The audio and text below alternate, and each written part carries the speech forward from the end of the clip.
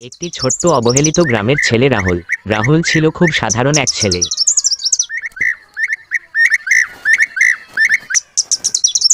তার পরিবার ছিল দরিদ্র। তার বাবা ছিলেন একজন কৃষক আর মা গৃহিণী। ছোট্ট রাহুলের স্বপ্ন ছিল তার গ্রামের মানুষের জীবনকে উন্নত করা এবং বড় কোনো কাজ করা। মা, জানো, কখনো যে এমন দিন আসবে, একদিন আমি বড় কিছু করব। আমি একদিন শহরে গিয়ে ভালো শিক্ষা পাবো, বড় শিক্ষক হব। হ্যাঁ বাচ্চা, তোমার স্বপ্ন বড়, আর আমি জানি তুমি একদিন তোমার লক্ষ্যে পৌঁছাবে। তবে জানো, এই পথে অনেক কষ্ট অপেক্ষা করছে।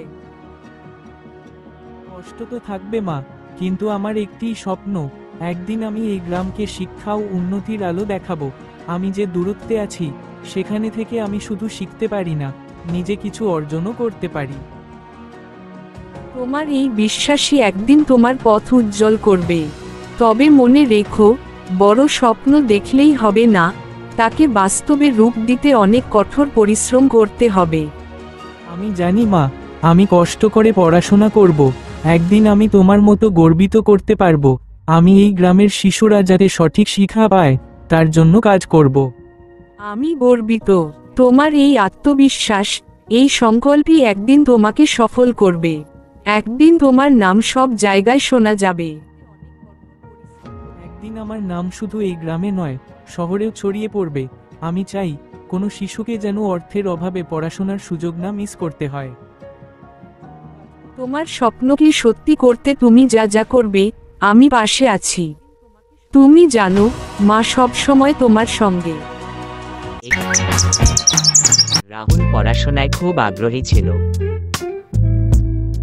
কিন্তু গ্রামে ভালো স্কুল ছিল না। পুরনো বই আর ভাঙাচোরা ক্লাসরুমে পড়াশোনা করেই সে নিজের স্বপ্নকে বাঁচিয়ে রাখত। শামিম, দেখ, আমি তো জানি না কিভাবে পড়াশোনা চালিয়ে যাব। সব সময় মনে হয় টাকা নেই, কোথায় থেকে পড়াশোনার জন্য সাহায্য পাবো। রাহুল, তোর তো এমন কিছু হবে না।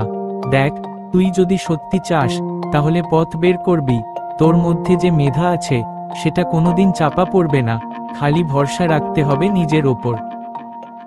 জানি শামিম, কিন্তু কখনো কখনো মনে হয়, আমার মতো গরিবদের জন্য কি এই স্বপ্নগুলো সত্যি হতে পারে? আমার তো কোথাও সাহায্য নেই। আমি জানি রাহুল, তবে মনে রেখো, বড় কিছু অর্জন করতে গেলে পথ মসৃণ থাকে না। আমাদের অনেক বন্ধুদেরও এই সমস্যাগুলো ছিল, কিন্তু তারা শেষমেশ সফল হয়েছে। তুইও পারবি, শুধু একটুও হাল ছাড়িস না। শামিম, তুই ঠিকই বলেছিস। আমারও তো একটা স্বপ্ন আছে, ডাক্তার হতে চাই, মানুষের উপকারে আসতে চাই, কিন্তু টাকার অভাবে পড়াশোনা বন্ধ হয়ে যাবে কিনা, সে নিয়ে ভয় হয়। রাহুল, তোর স্বপ্নকে জীবন্ত রাখতে হলে প্রথমে মনোবল প্রয়োজন। তুই যদি আরেকটু কঠোর পরিশ্রম করিস, তুই স্কলারশিপের সুযোগ খোঁজ, অথবা আমাদের কলেজের মধ্যে যারা সহায়তা দেয়, তাদের কাছে যেতে পারিস। শোন রাহুল, তোর দিকে কেউ তাকাবে না যদি তুই নিজে কিছু করতে না চাস। বিশ্বাস কর, একদিন তুই ওই ডাক্তার হবি, আর আমরা সবাই গর্বিত হব তোর জন্য। শামিম, তোমরা যদি পাশে থাকো, তাহলে কিছুই অসম্ভব নয়। আমি চেষ্টা করব নিজের স্বপ্ন পূরণের জন্য। শোন রাহুল, তুই যখন একবার ঠিক করবি, তখন আর কিছুই থামাতে পারবে না। আমরা সবাই তোর সাথে আছি। রাহুলের জীবনে কঠিন সময় আসে, যখন তার বাবা অসুস্থ হয়ে পড়েন।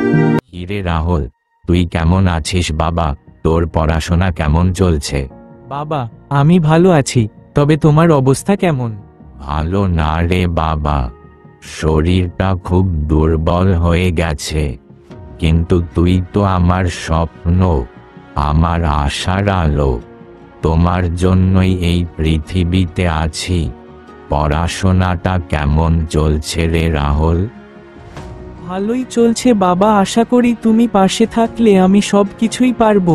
বাবা, তোমার সাহায্য ছাড়া কিছুই সম্ভব ছিল না, তোমার শিকড়েই আমি শক্তি পাই। রাহুল, তবুও তুমি জীবনটা ভালোভাবে কাটাও। তোমার পথে কোনো কষ্ট আসলে তা মোকাবিলা করো। মনে রেখো, বাবা সব সময় তোমার পাশে আছে। বাবা, তুমি তো আমার জন্য সবকিছু করেছো বাবা। তোমার শিক্ষা, তোমার আদর্শ আমি কখনোই ভুলবো না। তুমি ভালো না থাকলে আমি কিভাবে থাকতে পারবো বাবা? পরিবারের দায়িত্ব কাঁধে নিয়ে তাকে পড়াশোনার পাশাপাশি কাজ করতে হয়।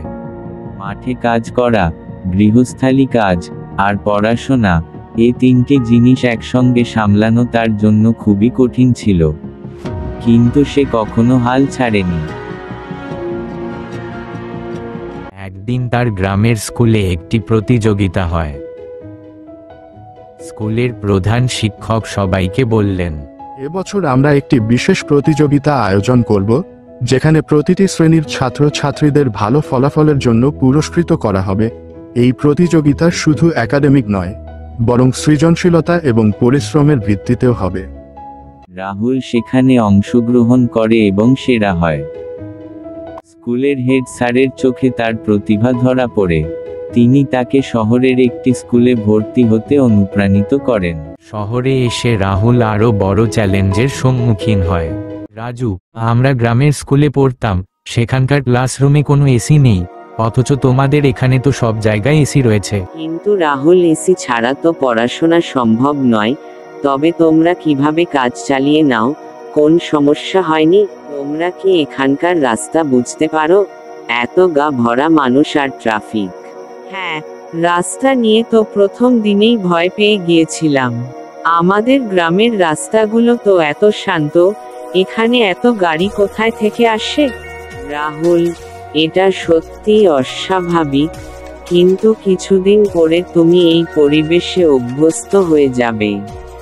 শহরের বাচ্চারা সব ধনী পরিবারের, তাদের সঙ্গে তাল মিলিয়ে চলতে তার অনেক পরিশ্রম করতে হয়।